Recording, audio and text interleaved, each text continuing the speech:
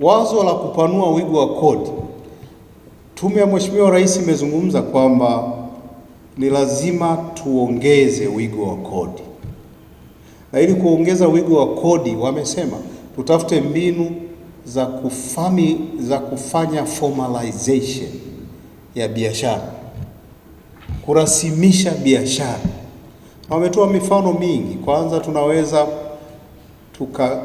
discourage matumizi ya cash, black economy ikaondoka, tukawa na white economy ambayo kila mtu anajiregister na kufanya shughuli zake.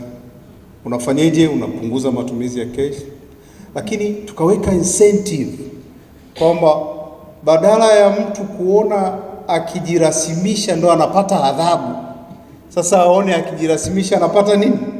Faida. Sasa sisi tunataka kufanya. Sasa ili tufanye, tuambieni tunafanyaje? Hizo incentive ni zipi? Na tunazifanyeje? Kwa mfano, umezungumza pale watu wakianza biashara wasitozwe kodi. Wazo zuri sana, na mimi nalipenda sana.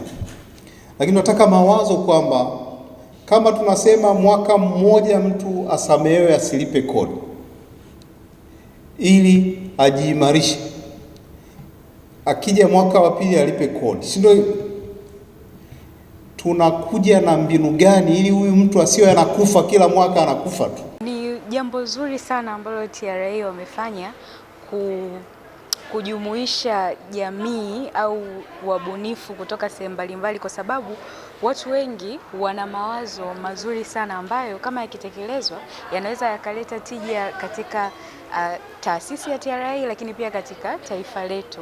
Kwa hiyo ni jambo jema sana linalofanyika na litawasaidia kukusanya mawazo mazuri sana ambayo watu mara walikuwa hawana sehemu ya kuyapeleka, lakini sasa hivi wana uwezo wa kuyaleta TRA na yakafanyiwa kazi. Mpango huu ambao umeanzishwa na TRA kwa ajili ya kuboresha ukusanyaji wa mapato hapa nchini ni mpango ambao ni mzuri sana, kwa sababu una lengo la kukuza makusanyo ya kodi hapa nchini. Namna ambavyo wameseti standard au vigezo na kriteria zote kwa namna TRA walivyotumia, naona itakuwa ni wa kuvutia sana, kwa sababu ni jumuishi. Unataka kuchukua mawazo kutoka kwa watu ambao ni wanalipa kodi asel, na wao TRA kutumia hizo njia kuweza kukusanya kodi nchini.